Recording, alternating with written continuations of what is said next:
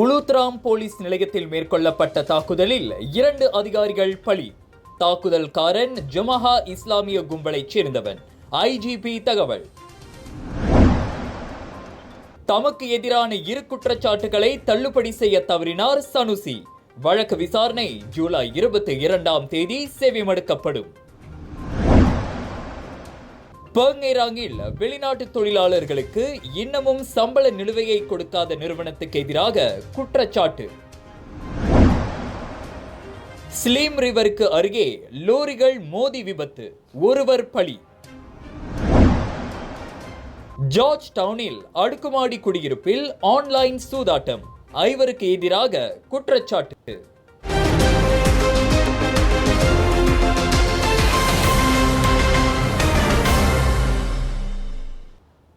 வணக்கம்.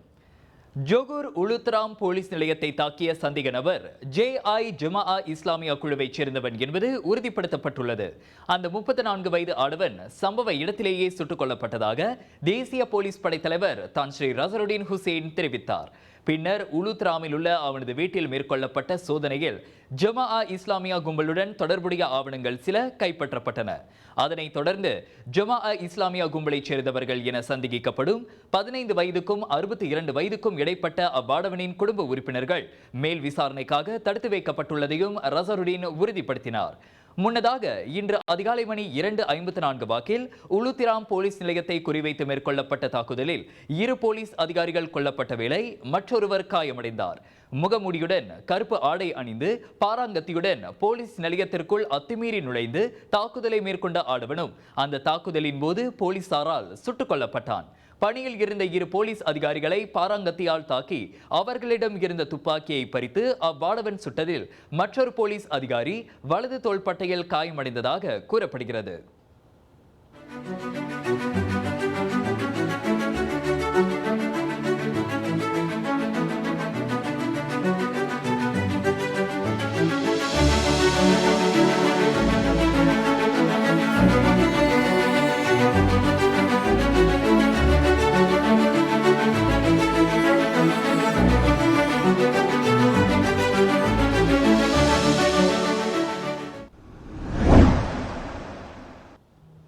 சிங்கப்பூர் பிரதமர் லாரன்ஸ் வாங்கை மலேசியாவுக்கு வருகை புரியுமாறு பிரதமர் டத்தோஸ்ரீ அன்வார் இப்ராஹிம் அழைப்பு விடுத்துள்ளார். லாரன்ஸை வேற்று தொலைபேசி வாயிலாக தொடர்பு கொண்ட அன்வார் சிங்கப்பூரின் புதிய பிரதமராக நியமிக்கப்பட்டதற்கு அவருக்கு வாழ்த்து தெரிவித்ததோடு அவரை மலேசியாவிற்கு வருமாறும் அழைப்பு விடுத்தார். அதே சமயம் கடந்த வாரம் நடைபெற்ற குவாலா குபுபாரு இடைத்தேர்தலில் வெற்றி பெற்ற ஒற்றுமை அரசாங்க வேட்பாளருக்கும் லாரன்ஸ் வாழ்த்து தெரிவித்ததாக அன்வார் சொன்னார். 2 நாடுகளின் பரஸ்பர நலன் சார்ந்த விஷயங்களில் தொடர்ந்து ஒத்துழைக்கவும் நெருக்கமாக பணியாற்றவும் அந்த உரையாடலின் போது தாங்கள் ஒப்புக்கொண்டதாக பிரதமர் தனது முகநூல் பதிவு வாயிலாக பகிர்ந்துள்ளார்.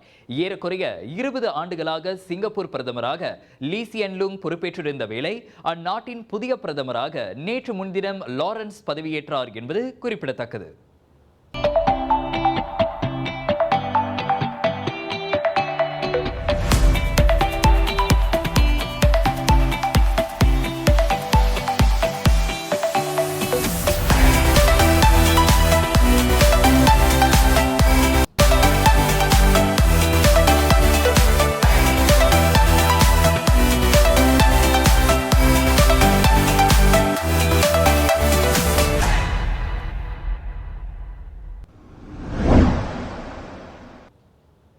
தமக்கு எதிரான 2 நிந்தனை குற்றச்சாட்டுகளை தள்ளுபடி செய்ய கோரி Kedah Menteri Besar Datuk Seri Muhammad Sanusi Muhammad Nor செய்திருந்த சீராய்வு மனுவை தேசிய சட்டத்துறை அலுவலகம் இன்று தள்ளுபடி செய்தது. அதனை அரசாங்க தரப்பு துணை வழக்கறிஞர் டத்து மஸ்ரி முகமது டவுட் தெரிவித்தார். அந்த முடிவு இம்மாதம் 3ஆம் தேதி கடிதம் ஒன்று வாயிலாக சனுசி தரப்பு வழக்கறிஞருக்கு தெரிவிக்கப்பட்டு விட்டதாகவும் மஸ்ரி சொன்னார். அதனை பின்னர் சனுசியின் வழக்கறிஞர் அவாங் அர்மாடா ஜயா அவாங்கும் நீதிபதி முன்னிலையில் உறுதிப்படுத்தினார். அதன் வாயிலாக சனுசிக்கு எதிரான வழக்கு விசாரணை இதற்கு முன் நிர்ணயிக்கப்பட்டதை போல ஜூலை 22, 23, 29, 30ஆம் தேதிகளிலும் ஆகஸ்ட் 5, 6, 9, 12, 13 மற்றும் 23ஆம் தேதிகளிலும் நடைபெறும். கடந்த ஆண்டு ஜூலை 11ஆம் தேதி கோம்பாக் தமன் சிலாயாங் முத்தியாரா கம்புங் பெண்டஹாரா எனும் இடத்தில் 50 வயது சனுசி 2 நிந்தனை கூற்றுகளை வெளியிட்டதாக 2 குற்றச்சாட்டுகளை எதிர்நோக்கியுள்ளார். குற்றம் நிரூபிக்கப்பட்டால் 5000 ரிங்கிட் வரையிலான அபராதம் அல்லது 3 ஆண்டுகள் வரையிலான சிறை தண்டனை அல்லது இரண்டுமே விதிக்கப்படலாம். ஜொகூர் பங்கிராங்கில் வெளிநாட்டு தொழிலாளர்களுக்கு 10 லட்சம் ரிங்கிட்டிற்கும் அதிகமான சம்பள பாக்கியை இன்னும் செலுத்த தவறிய நிறுவனத்திற்கு எதிராக மொத்தம் 10 விசாரணை அறிக்கைகள் திறக்கப்பட்டுள்ளன. அதில் 4 விசாரணை அறிக்கைகள் தொடர்பில் வழக்கு தொடர அனுமதி கிடைத்துள்ள வேளை எஞ்சியவை மேல் நடவடிக்கை தொடர்பான உத்தரவுக்காக காத்திருப்பதாக மனிதவள அமைச்சு ஓர் அறிக்கையின் வாயிலாக தெரிவித்துள்ளது. அதே சமயம் சம்பந்தப்பட்ட நிறுவனத்தின் வெளிநாட்டு தொழிலாளர்களை பணி அமர்த்தும் அனுமதியும் ரத்து செய்யப்பட்டுள்ளதோடு அந்நிறுவனம் கருப்பு பட்டியல் இடப்பட்டுள்ளதாகவும் அந்த அறிக்கையில் குறிப்பிடப்பட்டுள்ளது. முன்னதாக நாட்டிற்குள் சட்டப்பூர்வமாக தெரிவிக்கப்பட்ட 733 வங்காளதேச தொழிலாளர்களுக்கு வேலை வழங்க தவறிய சம்பவம் தொடர்பில் தீபகற்ப மலேசியா தொழிலாளர் துறை மூலம் மனிதவள அமைச்சு விசாரணை மேற்கொள்வதாக செய்திகள் வெளியிடப்பட்டிருந்தன. அதிக எண்ணிக்கையிலான தொழிலாளர்களை உட்படுத்திய வழக்கு என்பதால் அவ்வழக்கு விசாரணை வழக்கம் போல தொழிலாளர் நீதிமன்றத்தில் நடத்தப்படாமல் கடந்த பிப்ரவரி 5ஆம் தேதி பங்கிராங் பல்நோக்கு மண்டபத்தில் நடைபெற்றது. வங்காளதேச தூதரக அதிகாரிகளும் அதனை நேரடியாக பார்வையிட்டனர். அந்த வழக்கு விசாரணையின் போது பாதிக்கப்பட்ட வெளிநாட்டு தொழிலாளர்களுக்கு 10,35,557 ரிங்கேட் 50 சென்னை ஊதிய நிலுவைத் தொகையை வழங்க சம்பந்தப்பட்ட நிறுவனம் ஒப்புக்கொண்டதும் குறிப்பிடத்தக்கது. சுவாச பிரச்சனை, சளி, இருமலுக்கு உகந்த தீர்வு சைலஜா பேபி ஹெர்பல் கிரீம். துளசி, கரிஞ்சீரகம், கிராம்பு போன்ற மூலிகைகளால் கொண்டு தயாரிக்கப்பட்டுள்ள சைலஜா பேபி ஹெர்பல் கிரீம் உங்கள் குழந்தைக்கு சிறந்த தேர்வு. ஆன்லைனில் இல்லாத முதலீட்டு மோசடியால் ஏமாற்றப்பட்டதன் விளைவாக தனியார் நிறுவனம் ஒன்றின் மேலாளர் 4,01,075 ரிங்கிட்டை பறிகொடுத்துள்ளார்.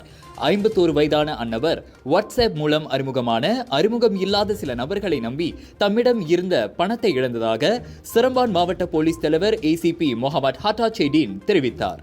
கடந்த மார்ச் மாதம் 21ஆம் தேதி முதல் மே 12ஆம் தேதி வரையில் 19 முறை அந்த பணமாற்ற நடவடிக்கைகள் மேற்கொள்ளப்பட்டுள்ளன. எனினும் நேற்று தாம் ஏமாற்றப்பட்டதை உணர்ந்து கொண்ட அந்நபர் அது குறித்து போலீஸ் புகார் செய்ததை முகமது ஹட்டா உறுதிப்படுத்தினார். குற்றவியல் சட்டத்தின் 420வது பிரிவின் கீழ் அச்சம்பவம் விசாரிக்கப்படுகிறது. அண்மைய சில காலமாக இல்லாத முதலீட்டு மோசடி திட்டங்களை நம்பி அதிகமானோர் ஏமாறுவதை சுட்டிக்காட்டிய முகமது ஹட்டா பொதுமக்கள் கூடுதல் விழிப்போடு இருக்குமாறு அறிவுறுத்தியுள்ளார். 2ஆம் முறையாக நடைபெறுகிறது பேசிஸ் பே நிறுவனத்தின் சரஸ்வதி இங்கிலீஷ் சேலஞ்ச். சரஸ்வதி ஆங்கில சவால் போட்டி மாணவர்களின் ஆங்கில மொழி திறனை வெளிக்கொணரும் இதன் இறுதிச் சுற்றை காண விருப்பமா? எதிர்வரும் மே 26ஆம் தேதி மாலை 7 மணிக்கு யூடியூப் நேரலை வழி காண தவறாதீர்கள். பாஹாங் ராவ்பிற்கு அருகே கோலாலம்பூர் காராக் நெடுஞ்சாலையில் கார் ஒன்று மோதியதில் மேலும் ஒரு புலி இறந்தது. பின்னிரவு மணி 1:30 வாக்கில் ராவ் சுங்காய் கோயானிலிருந்து சிரம்பான் நோக்கி பயணமான 25 வயது நபர் ஒருவர் செலுத்திய காரால் மோதப்பட்டதில் அந்த புலி இறந்ததாக கூறப்படுகிறது.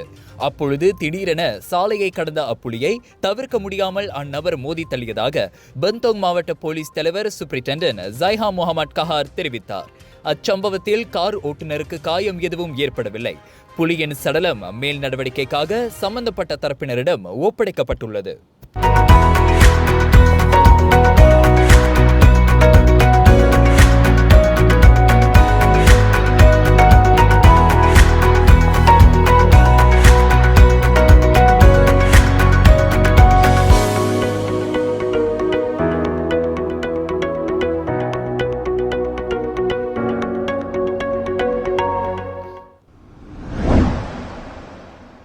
பேரா ஸ்லிம் ரிவருக்கு அருகே வடக்கு தெற்கு நெடுஞ்சாலையில் வட மாநிலங்களை நோக்கி செல்லும் வழியில் முட்டைகளை ஏற்றி இருந்த லோரி ஒன்று பழங்களை ஏற்றிச் சென்ற 2 ட்ரக்குடன் மோதி விபத்துக்குள்ளான சம்பவத்தில் முட்டைகளை ஏற்றிச் சென்ற லோரி ஓட்டுநர் உயிரிழந்தார்.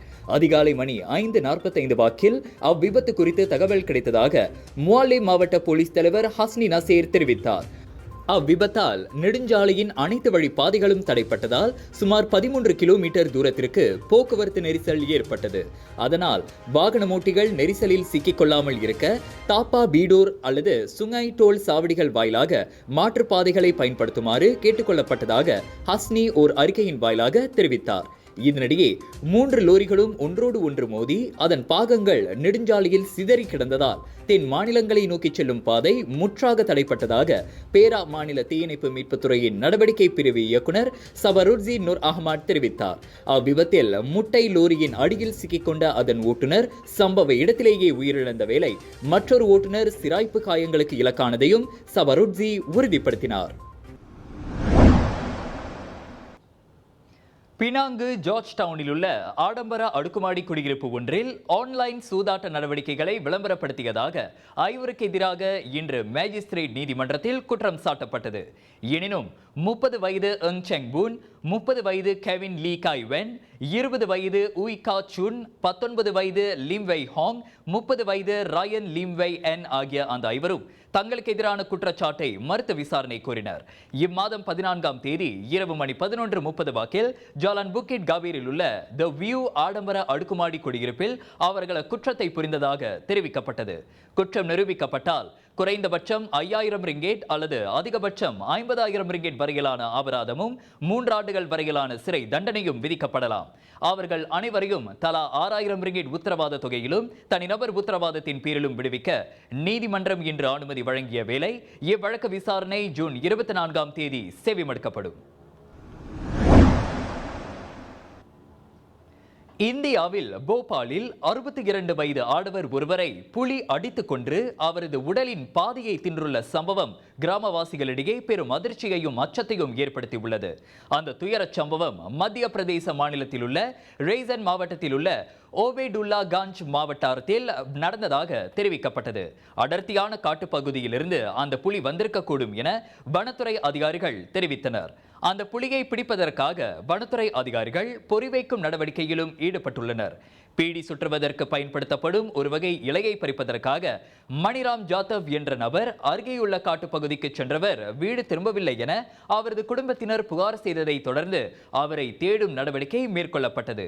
ஒரு புதரின் அருகில் புலியினால் கடித்து குதறப்பட்ட அவரது உடலை வனத்துறை அதிகாரிகள் கண்டுபிடித்தனர். மேலும் பல அண்மைய செய்திகளுக்கு வணக்கம் மலேசியாவுடன் இணைந்திருங்கள்.